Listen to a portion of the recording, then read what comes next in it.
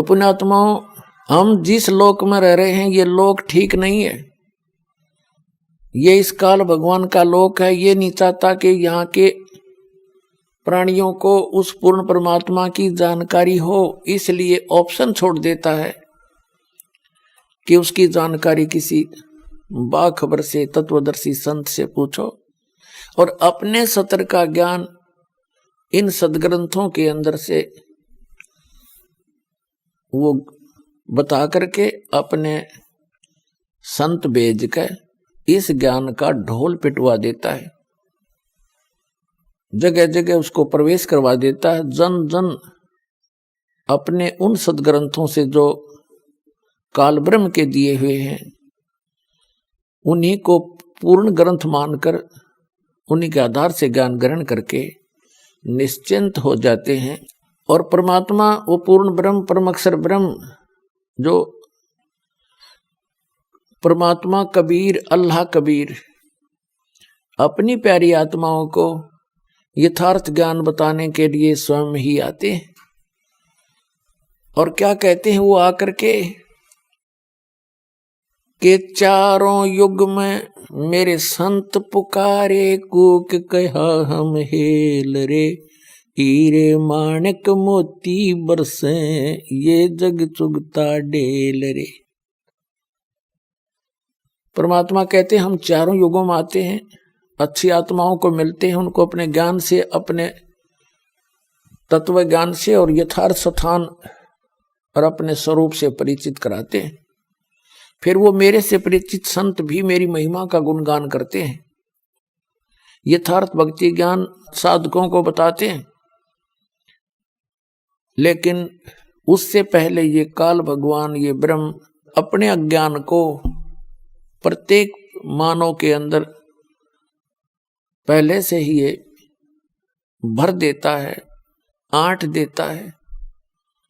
जब परमात्मा आते हैं या उनके संत आते हैं परमात्मा से परिचित, तब सभी उस काल के अज्ञान को ग्रहण करके परमात्मा का विरोध करते हैं, अपने भगवान के उस यथार्थ ज्ञान को सुनते नहीं, और वो साधनाएं करते हैं जो इनको कभी मोक्ष नहीं दे सकती। इसलिए परमात्मा कहते हैं चारों युग में संत पुकारे, कूक कहा हम हेल रे, हीरे माणिक मोती बरसे, ये जग चुगता ढेल रे। कबीर साहब कहते हैं, वो अल्लाह अकबर कहते हैं, पूर्ण मोक्षदायक ज्ञान और पूर्ण मोक्षदायक वो सत साधना रूपी हीरे और मोतियों की वर्षा करते हैं। लेकिन ये भोली आत्माएं हमारे इस यथार्थ ज्ञान को ना सुनकर, ना समझकर, ग्रहण ना करके ये वो साधनाएं कर रहे हैं जो इनको कोई लाभ नहीं दे सकती, जन्म मरण का दुख नहीं दूर कर सकते, और इनके जो प्रारब्ध के अंदर अर्थात जो किस्मत के अंदर दुख है, पाप कर्मों के कारण दुख होते हैं, तो वो पापों का नाश भी वो साधनाएं नहीं कर सकती। अर्थात वो कंकर पत्थर इकट्ठे किए बैठे हैं जो शास्त्र अनुकूल साधना ना करके, समर्थ भगवान की भक्ति ना करके, अन्य उपासना जो करते हो, अन्य साधनाएं करते हो, वो तो कंकर पत्थर समझो, यानी डले इकट्ठे कर रखे। और जो यथार्थ साधना है वो हीरे मोती लाल है। क्या कहना चाहते हैं कि चारों युग में संत पुकारे और कूक कहा हम हेल रे, हमने भी ऊंची आवाज लगा लगा कर जगह जगह जाके ये बताना चाहा कि हीरे मोती माणिक बरसे और ये जग चुगता ढेल रे। ये बोली आत्माएं लाल और हीरे मोतियों से परिचित ना होने के कारण इन कंकर पत्थर डलों को बहुमूल्य जानकर इनको उठाए फिर रहे हैं। फिर बताते हैं, पर भी लेन जात है दुनिया, हमरा ज्ञान किन्हें ना सुनिया। तो पुण्यात्माओं, ये परमात्मा बड़े दयालु हैं, ये रहमत वाले हैं, और जैसे जो कुरान शरीफ का ज्ञान देता है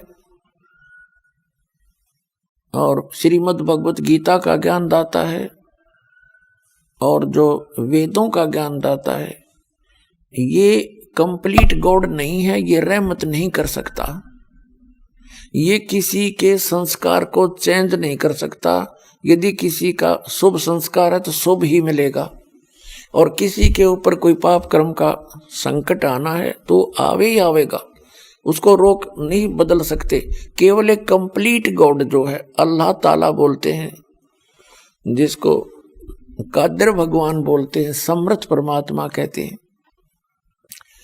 उसको वेदों में, गीता में परम अक्षर ब्रह्म कहा है, पूर्ण पुरुष पूर्ण परमात्मा कहा है, और संत भाषा में उसको सत्य पुरुष कहते हैं, और कुरान शरीफ की भाषा में उसको अल्लाहु अकबर कहते हैं, अल्लाह ताला कहते हैं। तो वो समर्थ परमात्मा है, वो हमारे संस्कारों को बदल सकता है। हमारे भाग्य में यदि कोई हानि होनी है, कोई पुत्र की मृत्यु होनी है, पुत्री की होनी है, या हमारा ही कोई ऐसा संस्कार मृत्यु का है या कोई रोग का है, तो कंप्लीट गॉड, वो समर्थ परमात्मा उस संकट को समाप्त कर देता है, वो दुख नहीं आने देता।